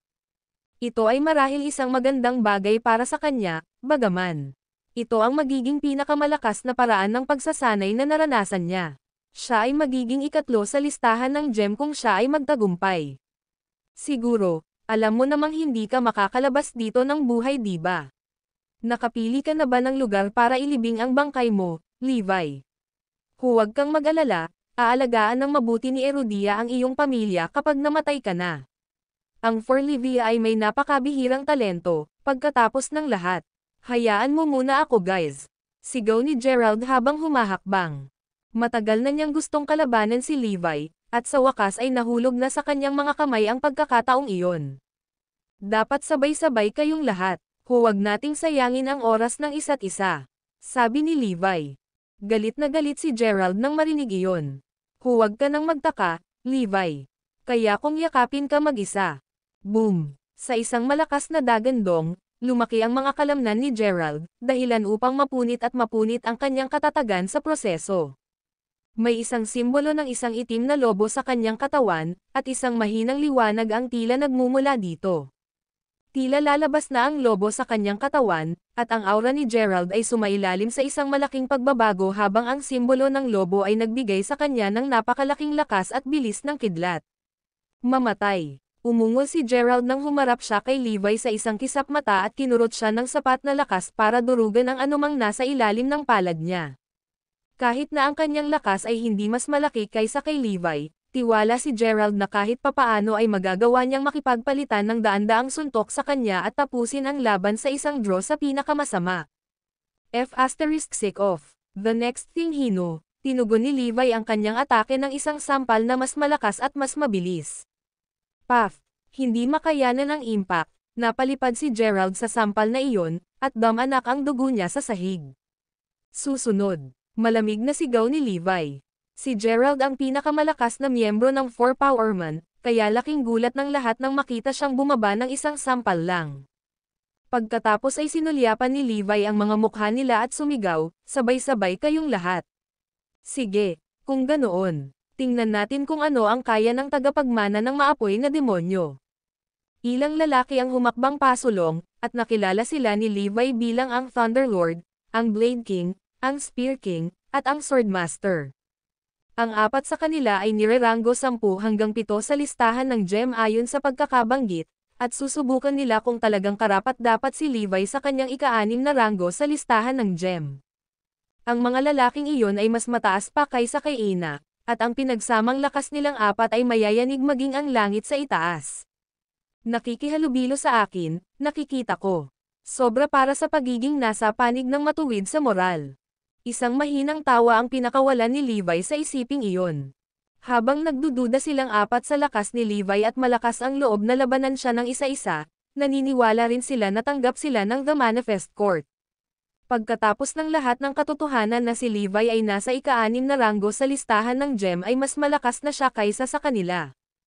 Atake. Kunin mo siya. Ang video na ito ay edited by Urban Storytelling.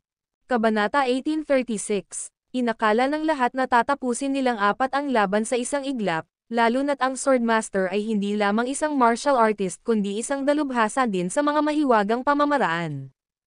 Ang martial arts na sinamahan ng mga mahiwagang pamamaraan ay nakakatakot sa sarili nito, at sinamahan siya ng 3 pang makapangyarihang mandirigma. Ang Thunderlord ang nanguna sa pag-atake, at hindi niya nakuha ang kanyang titulo dahil hindi niya kontrolin ang kulog o kidlat.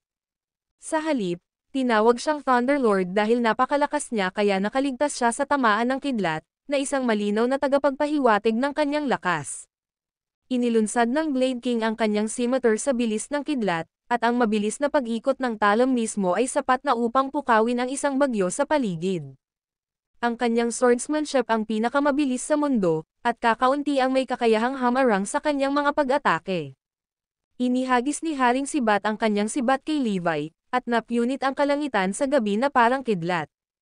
Inilunsad din ng Swordmaster ang 2 espadang dala niya sa kanyang likod palabas ng mga kaluban nito. Ang lahat ng kanilang mga pag-atake ay umuulan kay Levi mula sa itaas, at lahat ay mabilis na umalis sa paligid nang maramdaman nila ang nakakatakot na enerhiya na kumalat sa hangin. Hindi madalas na 4 na Gemlist Warriors ang maglulunsad ng pinagsama-samang pag-atake ng ganoon, at walang sino man sa kanilang tamang pag-iisip ang gustong mahuli sa crossfire. Dahil ang tagapagmana ng nagniningas na demonyo ang kanilang kinakalaban, walang naabala sa kanilang pakikipagtulungan kay Levi. Ang tanging inaalala nila ay ang pagpatay kay Levi at ang sinumang kaanib sa puwersa ng Fiery Demon. Sa parang gusto ko, sigaw ni Levi, boom, boom, boom, boom. Kaya lang, naglunsad si Levi ng 4 na suntok sa bilis na lampas sa imahinasyon ng sinuman. Ang 4 na Gemlist Warriors ay todo-todo sa kanilang mga pag-atake at walang puwang si Levi para sa mga kontra-atake, ngunit kahit papaano ay nakapagbigay si Levi ng 4 na mabilis na suntok sa sandaling iyon. Bang! Sa kabila ng makayanan ang mga tama ng kidlat, ang suntok ni Levi ay naging sanhi ng pagkapunit ng kamiseta ng Thunderlord at nag-iwan ng madugong sugat sa kanyang katawan. Bang! Sa pangalawang suntok, ipinadala ni Levi ang umiikot na scimitar na lumipad pabalik sa Blade King. Ugh! Ang Blade King ay samuka ng isang subo ng dugo nang mahuli ang scimitar. Bang! Isang katulad na kapalaran ang nangyari sa Spear King, at parang nataman siya ng bundok nang mahuli niya ang kanyang sibat. Boom! Bumukas ang lupa sa ilalim niya nang siya ay lumapag, at kinailangan niyang gumawa ng 12-dosenang hakbang na paatras para lang mapatatag ang sarili.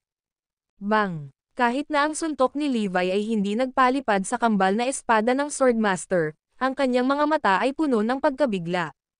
What the hell? Hindi ba masyadong makapangyarihan ang lalaking ito? Napaatras kaming 3, at hindi man lang siya nagasgasan ng mga blades ko. Ngayon, turn ko na. Naglaho kaagad si Levi pagkatapos sabihin iyon, para lamang humarap kay Thunderlord nang ibinaon niya ang 3 suntok sa kanya. Boom! Boom! Boom! Ang Thunderlord ay hindi nakaiwas sa kanila, at ang mga suntok ay nagbukas sa kanyang katawan bago siya pinalipad sa malayo. Bago pa makasagot ang iba, agad na kinasuhan ni Levi ang Blade King at Spear King. Dahil medyo lumakas ang dalawa, kinailangan ni Levi ng 5 suntok at 8 suntok ayon sa pagkakasunod para pigilan sila. Ang Swordmaster na lang ang natitirang nakatayo, at hindi siya bibigyan ni Levi ng pagkakataon na gamitin ang kanyang mahiwagang pamamaraan. Bahagya pa niyang itinaas ang kanyang daliri nang umabot sa kanya ang kamao ni Levi, at kailangan niyang gamitin ang lahat ng mayroon siya para lang harangan sila. Pinaulanan siya ng mga suntok ni Levi na parang mabilis na putok ng isang machine gun, at kinailangan ng Swordmaster na pagsamahin ang kanyang martial arts skills sa kanyang magical techniques para lang malabanan sila. Gayunpaman, hindi nakasabay ng Swordmaster ng matagal at pinalipad siya sa sandaling tamaan siya ng isa sa mga suntok na iyon. Susunod, sigaw ni Levi, sa bilis na ito, dapat kong harapin ang isa sa ika-5 sa listahan ng gem. Ang video na ito ay edited by Urban Storytelling. Kabanata 1837. Dinurog ni Levi ang 4 na mandirigma na mas mababa ang ranggo kaysa sa kanya sa listahan ng gem at pinatunayan na tama ang The Manifest Court tungkol sa kanyang ranggo. Ipaglalaban kita. Isang boses ng babae ang narinig, at napakalamig nito kaya kinilig ang lahat ng marinig iyon. Ang babae ay nagranggo ng 5 sa listahan ng gem at kilala bilang Madam Ice. Siya at ang kanyang mga puwersa ay palaging naninirahan sa kapatagan sa Hilaga, at nabalitaan na maaari niyang i-freeze ang lahat sa loob ng daan-daang milya. Dahil sa kanyang katawa-tawang makapangyarihang kakayahan, naging ganap na kahulugan na siya ay nireranggo sa 5 sa listahan ng gem. Natahimik ang lahat sa sandaling pumasok siya sa eksena dahil siya ang unang naghamon na di umano ay mas malakas kaysa kay Levi, at lahat ay matatag na naniniwala sa pagsingil ng The Manifest Court. Pagkatapos ay sinimulan ni Madam Ice ang kanyang pag-atake ng hindi nagsasalita, ang bawat kilo niya ay natatakpan ng hamog na nagyelo sa kanilang paligid. Frost Blast, Frost Blast, Frost Blast. Ang buong Paragon Hill ay patuloy na natatakpan ng nagyayelong ambon na nababalutan ng isang layer ng yelo at nyebe sa mga puno at bangin. Mukhang nasa nagyayelong kapatagan sila sa hilagang dulo ng Erodia, at lahat ng nakapaligid sa kanila ay nagsisigawan palabas ng lugar upang maiwasan ang frostbite. Ang nagyayelong ambon mula sa isang rank 8 warrior ay may epekto agad na palamigan ang anumang bagay na nakontak nito. Dahil sa ayaw niyang bigyan ng pagkakataon si Levi na makapagbigay ng isang suntok, mabilis siyang hinampos ni Madam Ice ng napakalamig na ambon, at tuluyan na siyang na-freeze sa sumunod na segundo. Tapos na, nakangiting sabi ni Madam Ice. Hahaha, nagtawanan ang lahat ng eksena sa tabi niya. Tulad ng inaasahan ng isang tao na nireranggo ang 5 sa listahan ng gem. Mas malakas talaga siya kay Levi. Basag. Nawala na si Levi sa yelo bago pa man sila tumigil sa pagtawa. Boom! Boom! Pinalakpakan niya ang kanyang mga kamay, nagpapadala ng nakakapasong heatwave sa paligid. Basag! Basag! Basag! Ang yelo na nabuo sa Paragon Hill ay nagsimulang matuno, at tila ang bundok ay nilamon ng apoy mula sa malayo. Hindi nakayanan ang nag-aapoy na singaw, bumagsak si Madam Ice at tila matutunaw na siya sa init. Nang akala niya ay mamamatay na siya, pinigilan ni Levi ang kanyang sarili, at mabilis na nawala ang init nang dumating ito. Ngunit, siya ang tagapagmana ng maapoy na demonyo. Bakit niya ililigtas ang buhay ko? Hindi ba dapat pinapatay niya ako on the spot instead? Nagtataka at hindi makapaniwala sa isip ni Madam Ice. Susunod, nang matalo ang ika-5 ranggo na mandirigma sa listahan ng gem, isang monghe ang humarap kay Levi at nagsabi, "Pakiusap, ibaba mo ang iyong sandata at kunin ang buhay ng kapayapaan." Ang warrior monk na nasa ika-4 na ranggo sa listahan ng gem.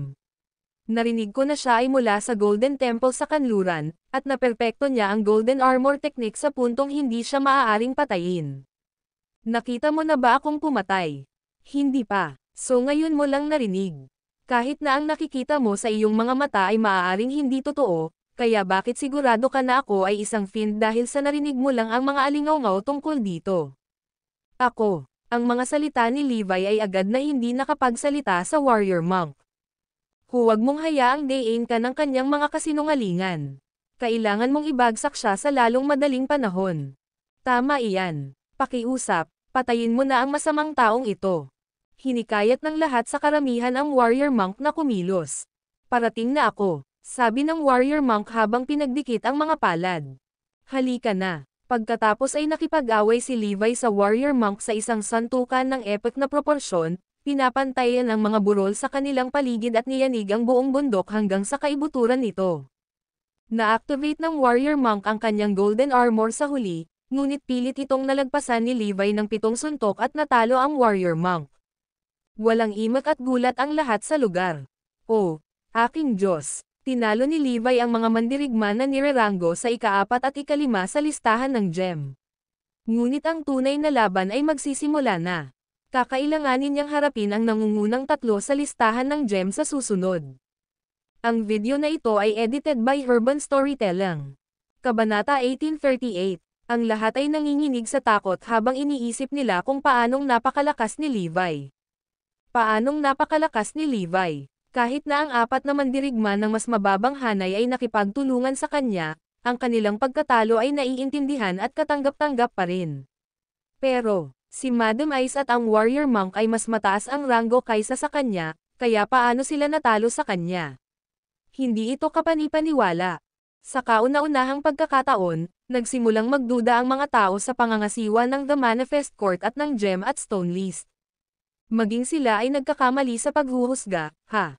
Dahil sa ipinakita niyang lakas ni Levi, kitang-kita na kayang-kaya hamanin ang lahat ng listahan ng Gem. Maaaring hindi ito alam ng mga tagalabas, ngunit alam ng bawat martial artist na iyon ang pinakamataas na antas na posibleng maabot ng isa sa buhay. Tulad ng mga listahan ng bato, ang mga nangungunang tatlong sa listahan ng Gem ay isang ganap na naiibang liga kumpara sa iba. Mayroong malaking agwat sa pagitan ng ikatlo at ikaapat na ranggo sa listahan ng Gem, at ang mga nangungunang tatlo ay halos ibang uri ng pag-iral. Ang pumangatlo sa listahan ng Gem ay isang master ng mahiwagang pamamaraan mula sa isang sinaunang gamit.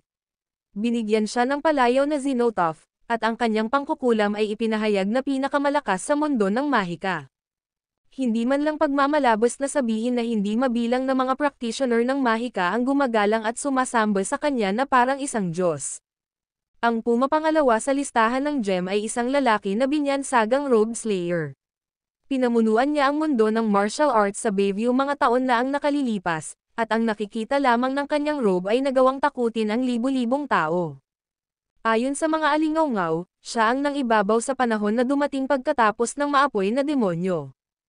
Inimbitahan siya ng Cardinal Hall para bigyan siya ng titulong, The Dragon of Erudia, ngunit tinanggihan niya ang imbitasyon at nagtago sa lungsod. Dahil sa kanyang ugali na maging mababang profile, ang isa ay maaaring mamili ng mga pamilihan sa tabi niya nang hindi man lang siya nakikilala. Napakakaunti ang nalalaman tungkol kay Leonidas na unang niranggo sa listahan ng Gem, ngunit ang katotohanan na ang kanyang ranggo ay nangunguna sa Rogue Slayers nagpakita kung gaano siya kalakas. Siya ang tunay na pumili ng mga basura sa listahan ng Gem, at kahit kailan ay malayo na ang kinasasangkutan nilang tatlo ay tiyak na magreresulta sa malawakang pagkawasak. Nakatanggap si Levi ng balita na ang nagtanong pangalawa at pangatlo sa listahan ng Gem ay sumali sa labanan, kaya ang susunod niyang kalaban ay si Xenotaph. Gayunpaman, wala kahit saan si Xenotaph, na ikanalito ng lahat. Tulungan ba kami ni Xenotaph at Robe Slayer sa pagpatay sa masamang taong ito? Pakiusap. Ang mga tao ay tumawag sa kanila. Ayon sa mga plano ng The Cardinal Hall, alam ni Leonidas ang hindi nakarating sa tatlo. Iyon ay nang humakbang ang kanilang mga lalaki at humingi ng paumanhin, "Sorry, everyone. Ang aming master ay kasalukuyang nag-iisa, kaya hindi siya makakarating dito."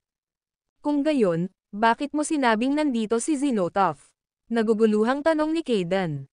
Sinusubukan lang naming takutin ang mga Fiend sa pamamagitan ng paggamit ng pangalan ng aming master, ngunit hindi inaasahan ng mga disipulo na magiging napakalakas ni Levi na ang kanilang Panginoon ay kailangang personal na sumali sa labanan. Oh, damn it. Ang lahat ay nabigo at maaari lamang ilagay ang kanilang pag-asa sa Rogue Slayer. Nandito ka ba, Rogue Slayer? Habang sinimulang hanapin siya ng lahat, humakbang ang isang matandang lalaki na may gutay-gutay na damit sa kamay.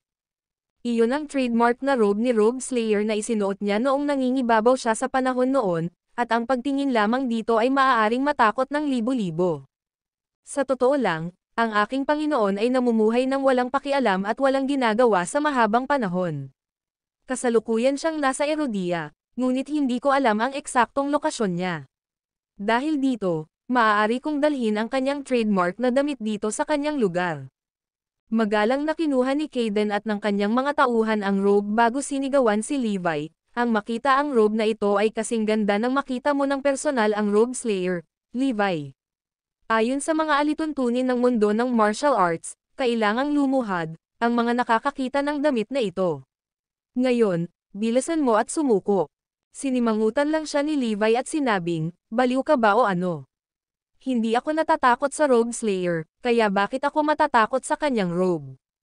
Pagkatapos ay nagpaputok siya ng isang pagsabog ng enerhiya sa robe, pinutol ito sa mga piraso at nabigla ang lahat sa paligid niya.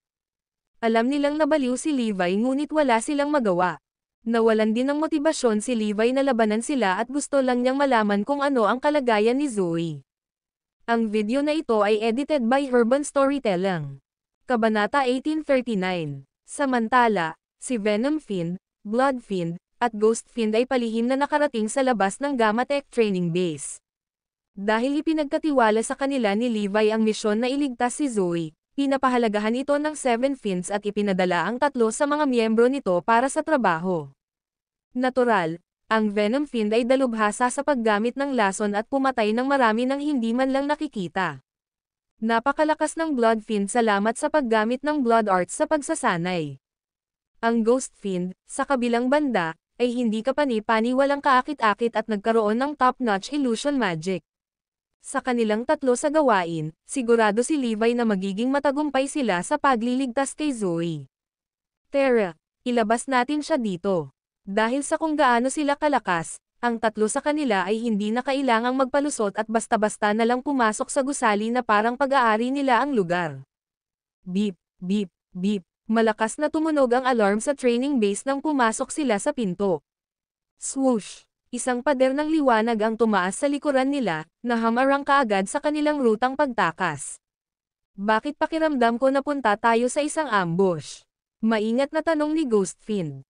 Tama ka kasi eh. Inaasahan ko kayo, sabi ni Jared habang nakatingin sa mga tauhan niya. Ang base ng pagsasanay sa Gamma Tech ay nilagyan ng pinaka-advanced na teknolohiya, at ang isang sasakyang pang-impapawid na may kakayahang maglakbay ng maraming beses na mas mabilis kaysa sa bilis ng tunog ay isa sa kanilang maraming mga imbensyon. Ginamit ito ni Jared para magmadaling bumalik sa training base bago dumating ang 3 Fiends. So, ikaw ang kumuha sa kanya? Tanong ni Blood Fiend. Isang pervert na tawa ang pinakawalan ni Jared.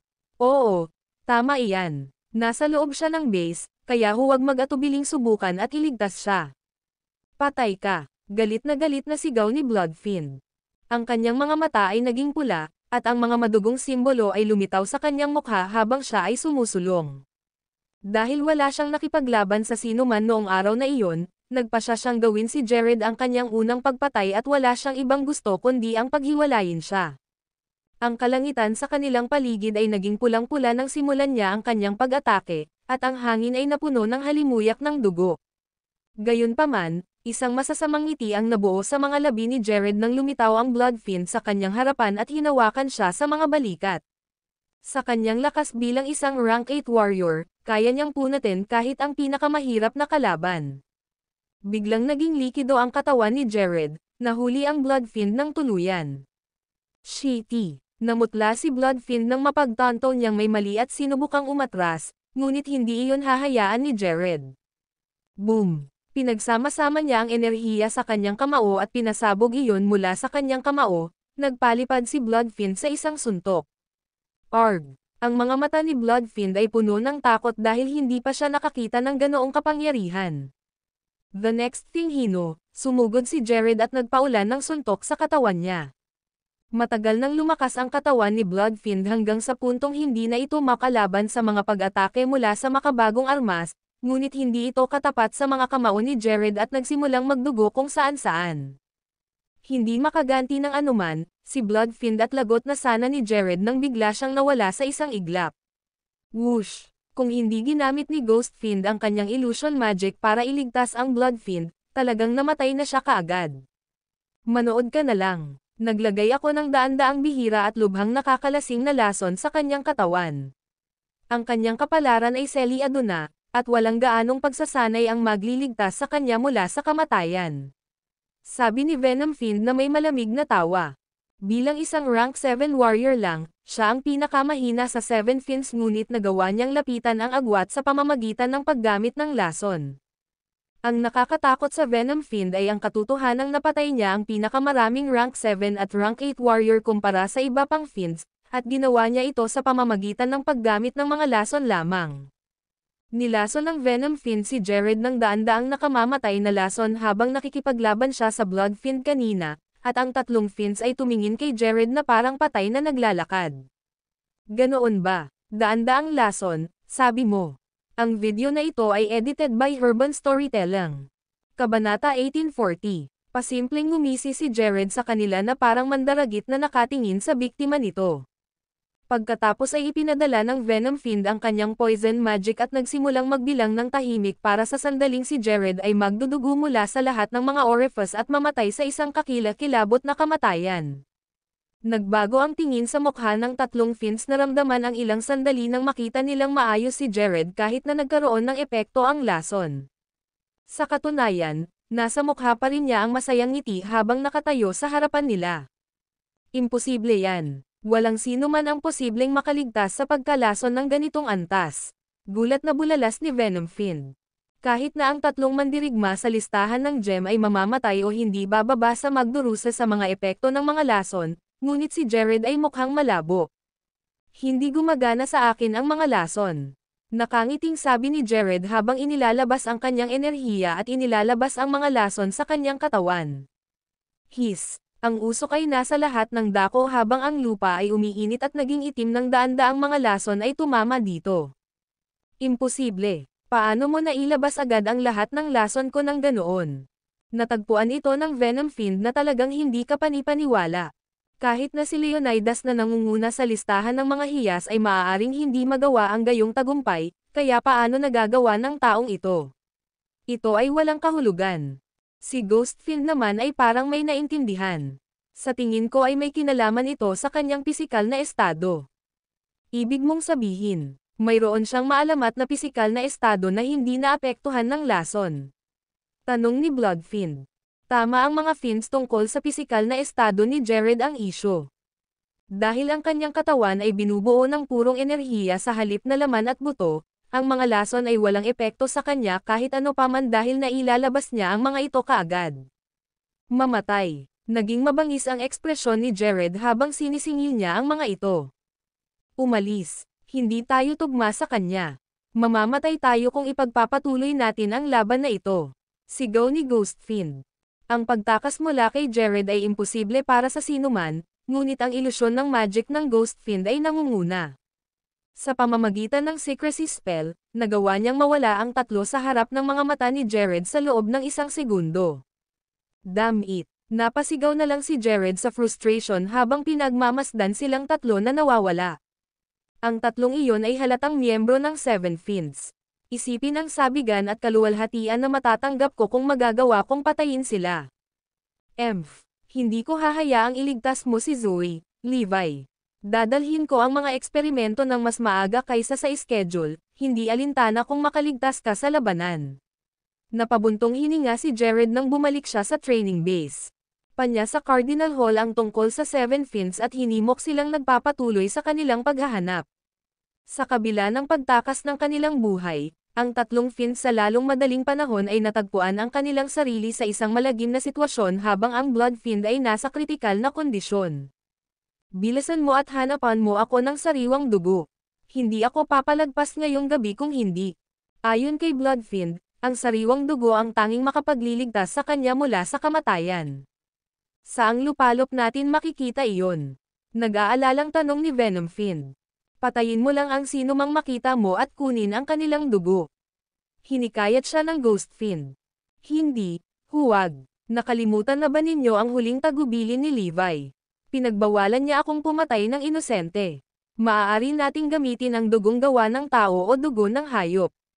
Siguraduhin mo lang na wala kayong papatayin. Sabi ni Blood Fiend sa mahinang boses. Tumanggaw si Venom Fiend. Sige, naiintindihan ko. Kukuha ako ng dugo ng hayop sayo. Ganyan ang kapangyarihan ng pangalan ni Levi, dahil ang mga Fiends ay hindi napapatay ng mga inosenteng tao kahit na siya ay tagapagmana lamang ng maapoy na demonyo nang siya ay mag-utos sa kanila. Sa kalaunan, ang kanyang mga paraan ay itatak sa kanila, at ang mga Fiends ay dahan-daang magiging mabuti. Nakangiting sinabi ni Jared kay Zoe sa pagbalik sa training base, si Levi ay kasalukuyang inaatake ng ating mga tauhan at hindi makakaligtas sa labanan. Nagpadala siya ng ilang lalaki para iligtas ka kanina, pero nilabanan ko silang lahat. Ano? Nagpadala siya ng mga tao para iligtas ako? Nagtatakang tanong ni Zoe at hindi makapaniwala. Huwag kang mag-alala, walang makakaligtas sa iyo, kaya dito ka sa piling ko. Sisimulan ko ang mga eksperimento sa lalong madaling panahon, para makalimutan mo ang pagtakas sa lugar na ito. Nagpasya si Jared na isagawa ang mga eksperimento sa lalong madaling panahon upang mapanatili itong ligtas at maiwasan ang anumang hindi inaasahang pangyayari. Halimaw ka, galit na sigaw ni Zoe. So yun lamang po mga master. Sana nag-enjoy kayo sa pakikinig. Magkita-kita po ulit tayo sa aking mga susunod na videos.